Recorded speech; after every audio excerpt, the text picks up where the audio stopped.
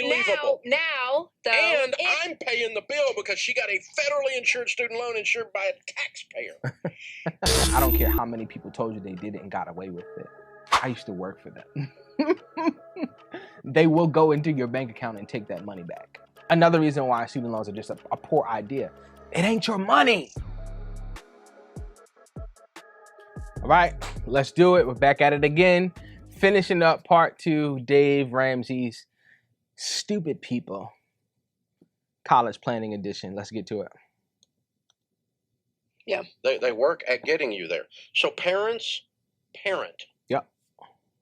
These are 18-year-olds. They don't know nothing. 17-year-olds. They don't know nothing. 15-year-olds that are preparing for college. Now let's talk about this real quick, because like, you're a parent and your kids are young, elementary, middle school age, and you're planning to send them to college, or even worse, they're already in high school and you know that they're going to go to college, but you don't want them to ruin their financial future. Well, here's where I come in. My name is Green-Ellis, and I'm your debt-free degree coach. I wrote this book called Caps and Gowns, All Smiles, No Frowns, the keys to earning a debt-free degree. And I've helped families just like yours beat the debt trap so that you can establish your financial future. Your kids probably have no idea, neither are they thinking about what life will be like after high school, or more importantly, after they get a college degree. So it's our job to equip them so that they can make informed decisions. College is one of the best investment tools for your financial future, but only if you do it the right way. I want to encourage you to get this book because it outlines a step-by-step process for every single family, for every age, elementary, middle, and high school, so that you will be able to get that degree with little to no student loan debt, and more importantly, be able to establish your financial future. My name is Green-Ellis. I'm your debt-free degree coach. If you want to get a copy of this book, please hit the link below. I promise you, it'll save you so much more than what the cost of the book is. Don't wait. Get your copy today. No, you don't want to. What I'm trying to say is, you have to equip your kid to make an informed decision. If you are a man or woman of faith, faith is good. It's important. But a lot of times, families are going about this process. The children are going about this process in faith. In fantasy, not faith, excuse me. And there's nothing wrong with having a dream. But you dream when you sleep. Do you see what I'm saying? Dreams are for when you're asleep. When you wake up from the dream, in order for that dream to be a reality, you got to have a plan, my friend. I'm not saying your kid don't know. Here's what I'm saying. I'm saying to you, the parent, that you have to take a greater responsibility in this. A much greater responsibility. You have to. You have to take a much greater responsibility in this process, or your kid will ruin themselves financially. If they've never made a substantial purchase, something more than $10,000 ever in their life before, with their own money, you need to be guiding them. They need to get their little... One more thing. At this point in their life, you should be...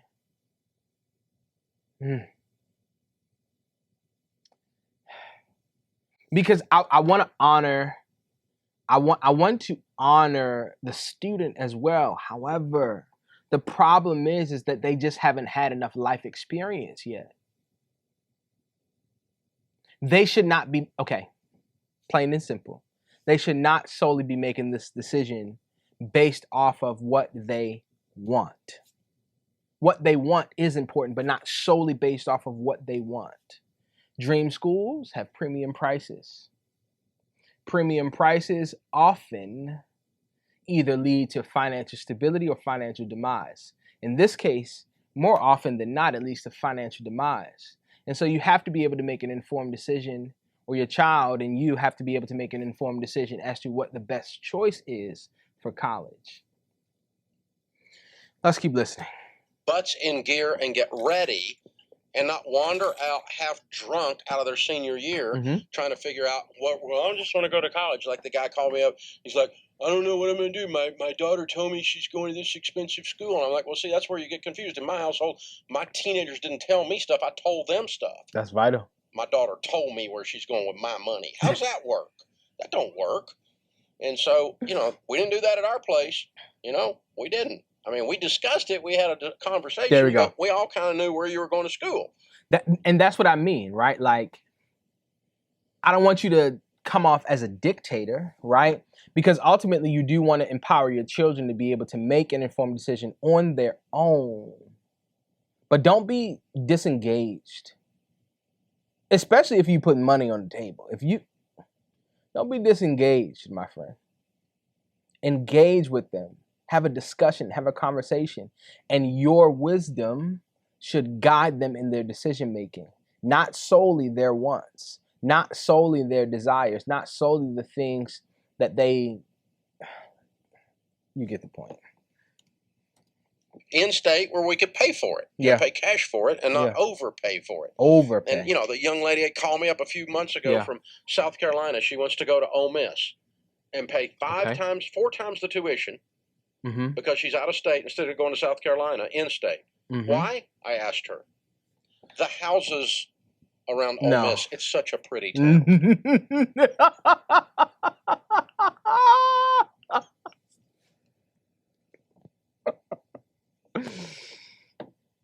As crazy as that sounds, it's the God's honest truth. That is literally how some students make their decisions on where they're going to go to college. We got to have a real conversation as to where our mind should be during this point in time in our lives. Students, parents, you have to have a real conversation with your students as to where their minds should be focused at this point in time in their life. Plain and simple. College is an investment for the future. When you're investing, you're sacrificing something. Whether it's your time, whether it's your money, whether it's your talents, it is a sacrifice. And when you sacrifice something, you don't immediately gain pleasure. You don't immediately gain comfort. You actually do gain something, but you gain discomfort for a little bit of time in hopes of getting a great return after that little bit of time is over. That's where your mind should be. Okay, I say this with the utmost respect and honor and dignity towards you and your child. Please let your child see this. If you ain't never let them see nothing else that I said, let them see this right now. You ain't grown yet. You're just not. You're just not. I know, technically speaking, you may be above the legal age, but you ain't grown. If your parents showed you this video, you ain't grown yet. And I say this with the utmost dignity and respect to you, and this is a caution to you so that you don't ruin yourself before you have the opportunity to establish yourself financially. You ain't grown yet because you're still dependent on mom and dad. And because you are not there yet, what I'm saying is, I promise you, I'm not trying to degrade you. I'm saying you're not there yet. And because you're not there yet, you're going to need to be able to build your life in such a way now so that you can get there at an accelerated rate. Do you know how people build wealth fast? They make good decisions. They sacrifice.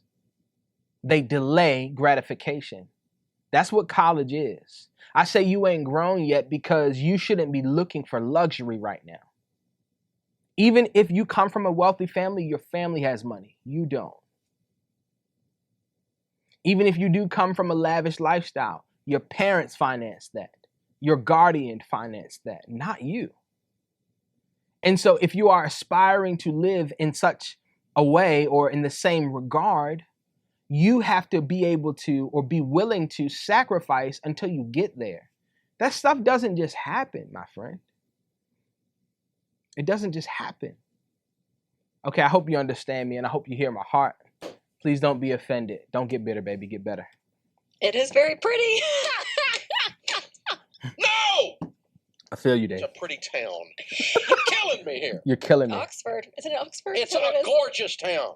And for a few $100s, you can visit once a year and stay a week. Yeah. I know. You don't have to pay 5 times or 4 times the tuition to go out of state. Dumber than a rock. But the thing is though, like, this is where your college decision-making process should be. Like, you should be thinking about the financial implications of what your degree is going to do to you and for you. 5 times as much for a degree that you can get by going down the street or around the corner. But if you go a couple extra miles, you got to pay 5 times as much. The first time I ever got my tires changed on my car, the guy who sold me the tire said, you know, there's no such thing as special rubber, right? Now, I'm not a tire expert, but what he said to me made sense. I'm just saying. You're going to pay for the name of that school that you're going to go to, or that you're trying or you're aspiring to go to. You're going to pay for the name, my friend. I'm just saying. Okay, I had this thought the other day, and I wanted to share it respectfully. When you get into the real world, chances are nobody's going to ask you in the workplace where you went to college. And if they do, it probably won't amount to much. It's not going to change much. All they're going to be concerned about is whether or not you can get the job done. Unbelievable. Now, though, and I'm paying the bill because she got a federally insured student loan insured by a taxpayer. But if South Carolina girl wanted to go to Ole Miss and she had scholarships and had the money to go, you're not mad. Knock yourself out. Right. But please don't make your decision based on how pretty the town is. Right. Jeez, it's not how you pick your education. Nope. That's just not good critical thinking skills. Not at all. I went This to is not an UT. art class. Oh my God. It's an education. Yeah. Study. Because, well, okay. It's an anathema to me that we don't think about education. I know, right. But listen, this is where your point about the parents being parents is huge, because what your 18-year-old sees, their perspective is right here, right? Yeah. Their perspective is who's going to what school. I think her name is Rachel Cruz. Shout out to Rachel. I think her name is Rachel Cruz. Shout out to you, co-hosting this show. You're doing a great job, by the way. They going to do it for a sorority or fraternity? Are they doing like that is their world, and you parents are decades ahead of them, and so to bring that reality to the 18-year-old is what is key. So yes, you're not picking a school based on how pretty the town is. You're not doing it based on friends. It is what is smart financially and where you can get a good education if you're paying for it. So doing all that, because what's going to happen is that 18-year-old's perspective is going to go through 4 years, 5 years of school. Hopefully 4 if they do it in town. And do you know what happens to families who make their college decision based off of things like this? Or let's just put it in a category and say things that don't really matter if it ain't about the money, right? The people who make their college decision based off of things like this often do not have a pleasant college experience. Or perhaps they do have a pleasant college experience. It just doesn't end with the degree. Or maybe it does end with the degree, but it ends with mounds of student loan debt attached to that degree. Please, if nothing else, my friends, I want you to take this away. You need to be making an informed decision on where you're going to allow your kid to spend the next 4 years of their life. You got to pay for it, and they come with premium prices. I'm warning you. You can't depend on anyone else. You can't depend on another counselor, another advisor, another do-gooder institution. No such thing. It's a business, baby, and you're their customer. Let's keep going. Time. And then they're going to be 5 years out looking back and have 0 1 year out. No regrets. The people that we hear the regrets from are the 18-year-olds who didn't have conversations with their parents. They really just signed up for whatever school they wanted to sign up for. Then they're a year out with tens of thousands of dollars. I have not watched this part of the episode. This is a completely blind reaction. Sounds pretty similar to what I just told you. Student loans that they're having to pay back, and they're not able to do things that they want to do because of that. Stuck. So it is completely frozen. It's all they see. So her seeing the pretty town, that's all she sees. So like pretty having town. people in her life who I'm sure you did on the. Wouldn't you much rather be able to ask your child this if that's how they are coming to their decision? Wouldn't you much rather be able to actually obtain for yourself that lifestyle or that way of living?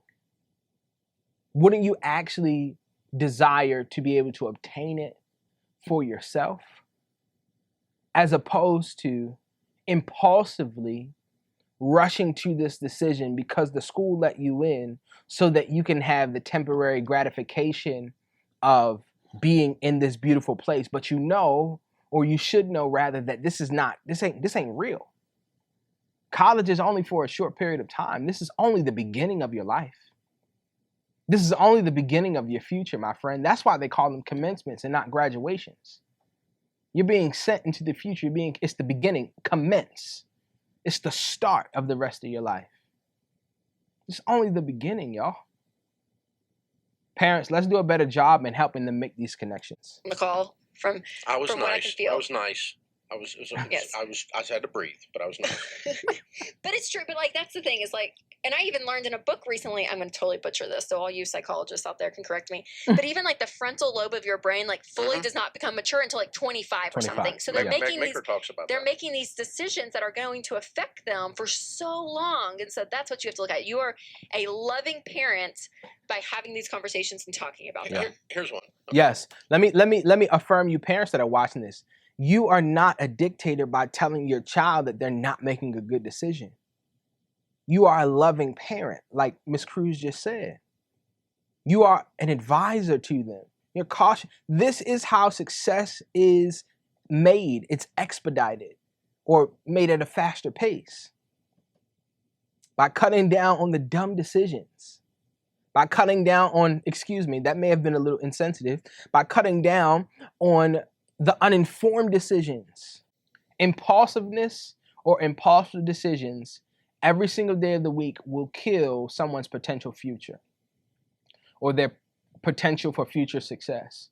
An impulsive decision is the kryptonite to potential future success. Come on, y'all. Come on. Let's go back to that real. This is a controversial statement.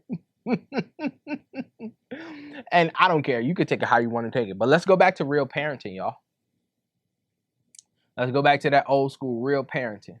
I'm not talking about abuse. I'm not talking about anything degrading or unfair or anything like that. But I'm talking about like, hey,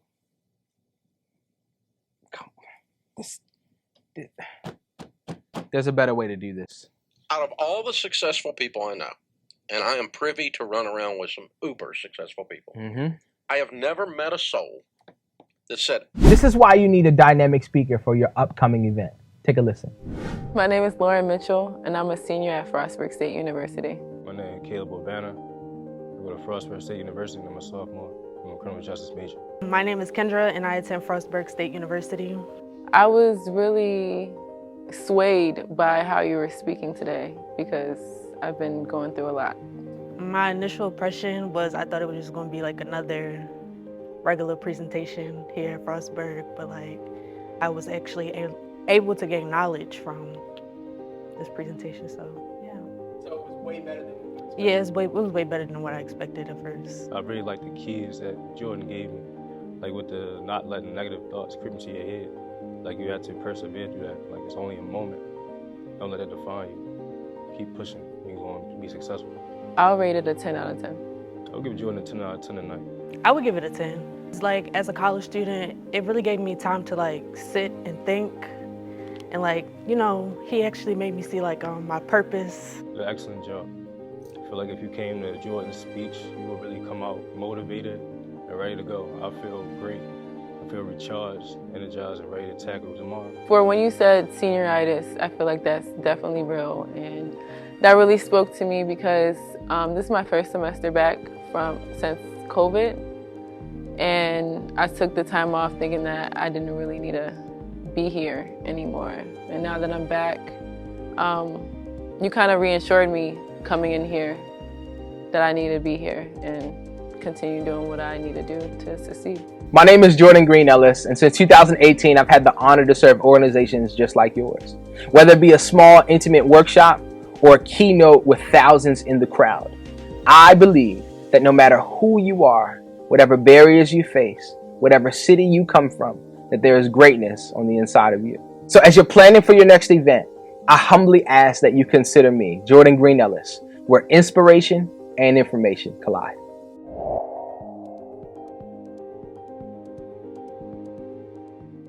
I am successful because I graduated from a college that I followed my girlfriend to.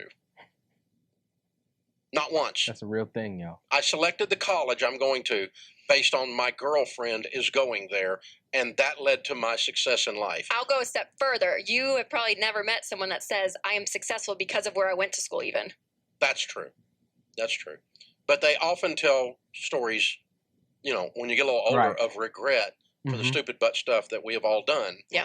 And I've got a PhD in DUMB. I've got a whole list of stupid butt stories. A PhD in DUMB. I got one too, Dr. Dave.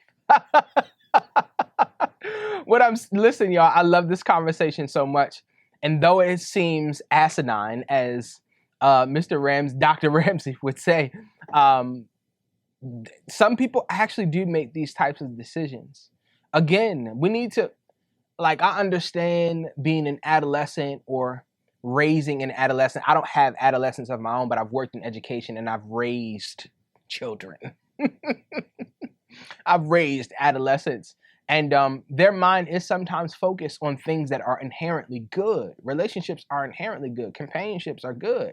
Like, all of that stuff is good. At the right time.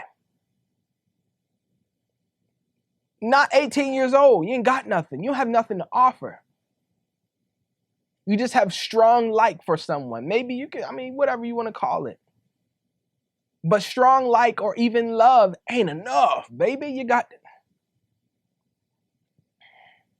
Are we having these types of conversations with our kids? Of things I've done. And you know, but following your girlfriend to college would be on the list. You don't go to college because your girlfriend is going there. No, you do not. I'm sorry. Unless you can pay for it. Even if you can pay for it. Even if you can pay for it. This is not a recreational activity. Right. It's an education. I think she was trying to be funny, by the way. This is not how you select your field of study and the place that you're going to do it and what you're going to pay for it. Not at all. And this is how we have a student loan crisis. Yep. Is we're financing this crap. The number of people when we did Borrowed Future that we interviewed for that podcast that used their student loans to buy cars while they were in college was innumerable. Yep, for sure. Well, the amount of... That's also illegal. Unless, of course, you can make it a educational expense. But you technically can't use refund checks from student loan payments to buy anything. And it's not wise to. I don't care how many people told you they did it and got away with it. I used to work for them. They will go into your bank account and take that money back. I'm just saying. Another reason why student loans are just a poor idea. It ain't your money.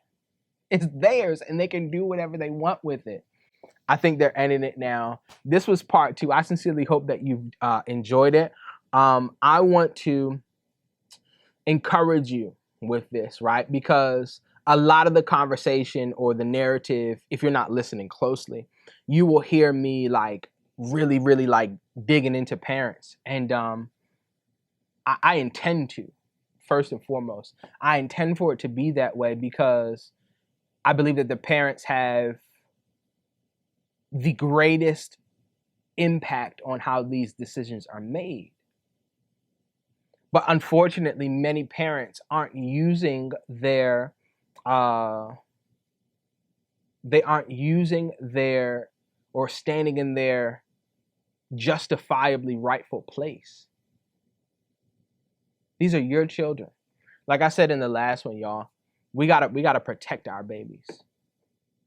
We protect them by giving them boundaries, by giving them wisdom. Tell them that this is not a good idea. They will dislike what you have to say. But in the long run, they will be eternally grateful for what you told them. It's not about now, baby. It's about their future. So parents, let's step up, y'all. Let's not be in that category of stupid people. I told y'all last week, my kids will never borrow student loans. They just won't. One, my wife and I are already preparing now, like financially. We already have the information, obviously, because I worked in the industry. But even more than that, We're going to do our due diligence and we are doing our due diligence throughout their lives to ensure that they, along with us, will go about this process the right way. I'm so confident that we're going to do the right thing in preparing them that they'll be able to make these decisions on their own without our oversight. Obviously, we will, but they're for sure going to be equipped. And I'm not saying this to be braggadocious. I'm saying this because I'm serious about it, y'all. It's a non-negotiable for me. My kids aren't ever going to tell me what to do with my money and my wife's money, with our money. They're just not, especially with a $140,000 degree. They're just not. My name is Jordan Green-Ellis. I'm your debt-free degree coach. I'm signing out, but I'll see you soon.